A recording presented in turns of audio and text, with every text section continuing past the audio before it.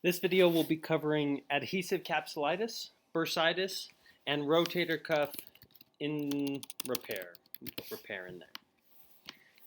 So the first one we're going to cover here is adhesive capsulitis. This is also known as frozen shoulder.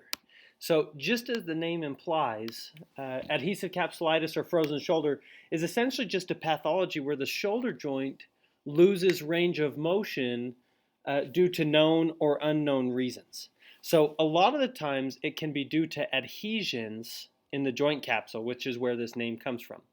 So if you look at this image down here, so if you think about moving your shoulder into about 160, 170, 180 degrees of abduction or flexion, you can imagine how we're going to have excess joint capsule on this inferior side most of the time, right? Because when we go to those extreme ranges of motion all the way up, we have to have enough joint capsule that allows for enough stretching or enough tissue that allows the shoulder to come all the way up, if you can kind of imagine that. So there are occasions or instances where you may develop some inflammation in this joint capsule, which results in either some scarring or some adhesions or just some pain, which is going to lead to a loss of range of motion in all directions due to pain or adhesions, right? So if that kind of makes sense. So the first thing that people are going to notice is they're going to notice some fairly significant pain in their shoulder. So a lot of times they won't move their shoulder a lot when it's in so much pain because they don't want to increase the pain, right? But as time goes on, they start to just notice more and more that they are unable to move their shoulder throughout a full range of motion over time. So hopefully that kind of makes sense. So we'll move on a little bit with causes. So inflammation, scarring, thickening, shrinkage of the joint capsule, all of these things are going to be the cause of this adhesive capsulitis or frozen shoulder. However, the etiology or the reason for this inflammation or scarring or thickening oftentimes is unknown. So especially in someone, so I'll tell you this, clinically after a rotator cuff repair, it is not uncommon to have someone develop a frozen shoulder, right? They just went through surgery. They're not going to move through their full range of motion for quite some time. They're going to sit with their arm slightly abducted and most of the time just sitting right on top of their body. And so, it's not uncommon for someone to develop an adhesive capsulitis or frozen shoulder after surgery. But the ones that are really kind of interesting in the head scratchers is, someone hasn't had surgery, someone didn't really have an injury, it just started to develop over time. So when that happens, most often it's going to be in this age range of 40 to 70 and more common in women than men. So it can be due to things that are happening. So for example, right here, recent shoulder injury, any shoulder injury that keeps the shoulder from moving. However, in other instances, there's not really any rhyme or reason to the adhesive capsulitis developing.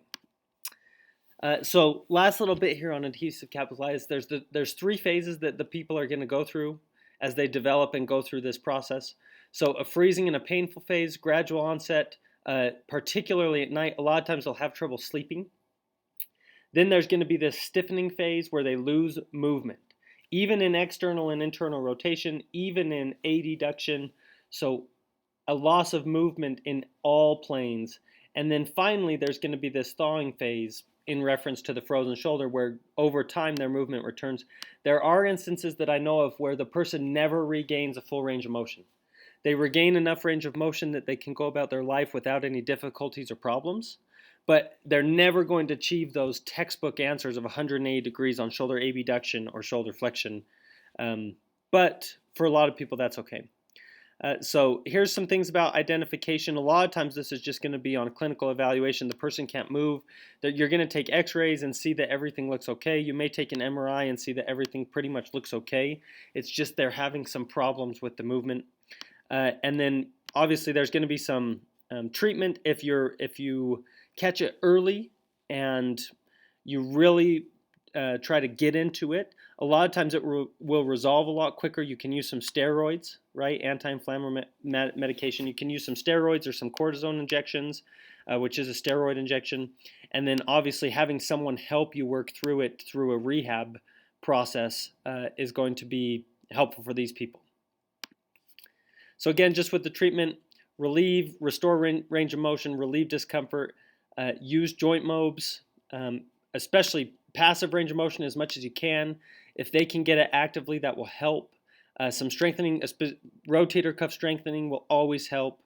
And then sometimes they might need to be knocked out or deadened, and then you can move them. So moving now into bursitis. So bursitis is just, remember, a bursa is just a fluid-filled sac that helps lubricate an area. It may lubricate a muscle to skin. It may lubricate a muscle to a bone or a muscle to a muscle. In our shoulder, we have lots and lots of bursa. However, typically you focus on 8 is a good number. I mean, so it depends on your clinical specialty. You might look at 4 or 5 or 6 or 7 or 8, but just realize there's lots of bursa in the shoulder that are going to help lubricate things. So this subacromial or deltoid bursa, located between the deltoid and the joint capsule, that's the one that we think about a lot with bursitis. It's one of the most commonly injured, leading to a bursitis. And so the causes of this subacromial bursitis is going to be oftentimes impingement or any one of these other activities. I'm most familiar with an impingement activity, like in this example with the baseball pitcher or a volleyball player, where they're just doing overhead activities constantly. And what happens is that bursa will get pinched underneath that acromion process, especially if they have a little bit of a beak or a tightness in the space. Maybe the rotator cuff isn't being as strong as it should be. And so they're jamming that bursa up into that acromion process, leading to a bursitis. So signs and symptoms, it's going to be painful. You can use this ultrasound to help diagnose. What you're going to see is a thickened bursa sac. So you're going to notice that it's this space is enlarged. So limited range of motion. Pain may gradually worsen. It especially is worse in the impingement after activities, right? So if they just have been doing a bunch of activities, they are just going to be so sore. And if they haven't been doing activities, they'll typically start to feel better. Maybe some swelling due to this thickening. It depends on which bursa it is. The deeper the bursa, probably the less swelling there's going to be. The more superficial, probably the more you're going to see. And then treatment for this bursitis is actually pretty, getting back to the cause. If it's an overuse activity, a lot of times the treatment is just going to be some rest with some rehabilitation. If it's bad enough and consistent and constant enough, they can go in and suck off some of that fluid that is in the bursa. They can go in and even remove a bursa, I've heard about, if it's consistently bad enough. We're going to just do some gentle rehab, and then obviously anti-inflammation medication will help.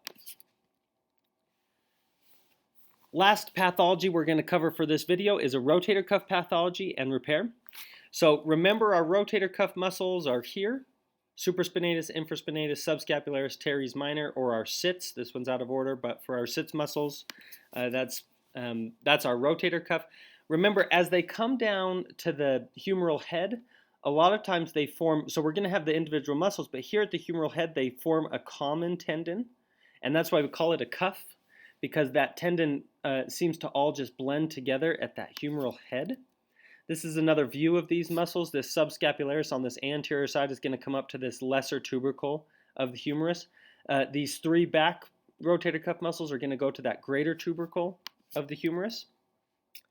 So one of the causes of our rotator cuff pathology that is so common is the powerful deltoid overpowering our rotator cuff muscles. So I think it's, well, maybe not.